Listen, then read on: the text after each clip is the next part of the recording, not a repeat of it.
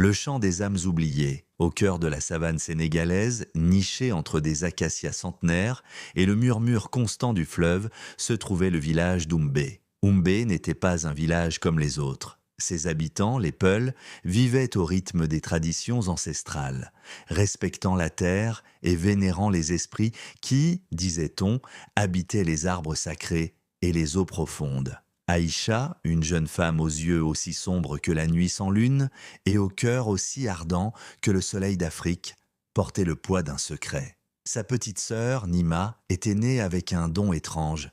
Elle pouvait entendre les chuchotis des morts, des âmes errantes qui n'avaient pas trouvé le repos. Le village, en majorité, considérait cela comme une bénédiction du grand Mam Kumba, l'esprit tutélaire du fleuve.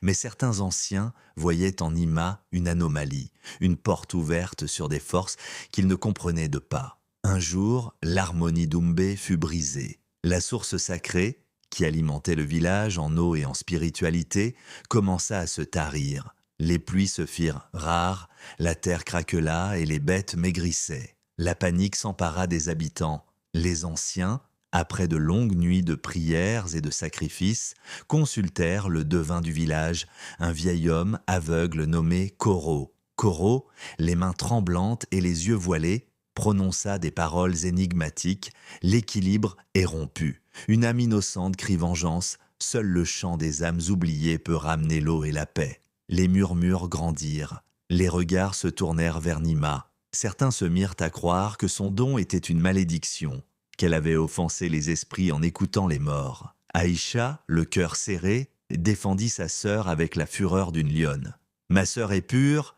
elle est la voix de ceux qui ne peuvent plus parler. » La nuit suivante, Nima fut prise d'une transe. Ses yeux révulsés, elle commença à chanter. Une mélodie étrange et plaintive, faite de sons qui n'appartenaient ni au monde des vivants, ni à celui des morts. Les villageois, effrayés et fascinés, se rassemblèrent autour d'elle. Aïcha, agenouillée, tenait la main de sa sœur, sentant l'énergie vibrer en elle. Le chant de Nima raconta l'histoire de Penda, une jeune femme tuée il y a des décennies par un chasseur jaloux, son corps jeté dans la source sacrée pour cacher son crime. Son âme, tourmentée, n'avait jamais trouvé le repos, et son chagrin avait fini par empoisonner la source elle-même. Le chasseur, un homme respecté du village, était mort depuis longtemps, mais sa lignée prospérait. Une révélation choqua le village.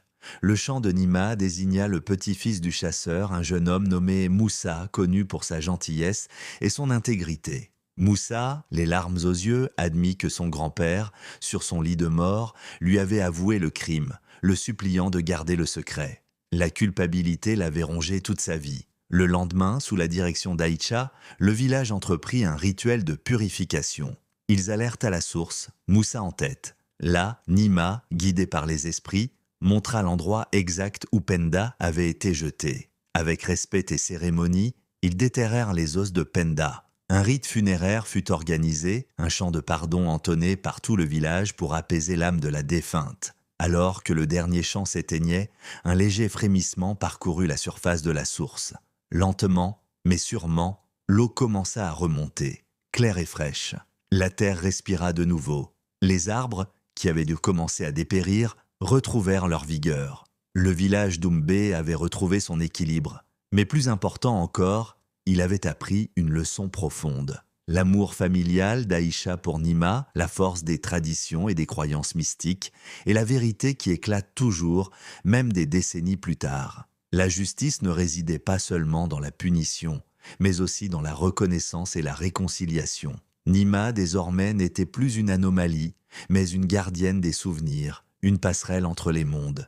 Et Aïcha, sa protectrice, était devenue le symbole de la résilience et de l'amour inconditionnel. Le chant des âmes oubliées avait non seulement ramené l'eau, mais aussi la paix et la sagesse au cœur d'Oumbé, prouvant que même les secrets les plus sombres pouvaient, par la vérité et l'amour, éclairer le chemin vers la guérison.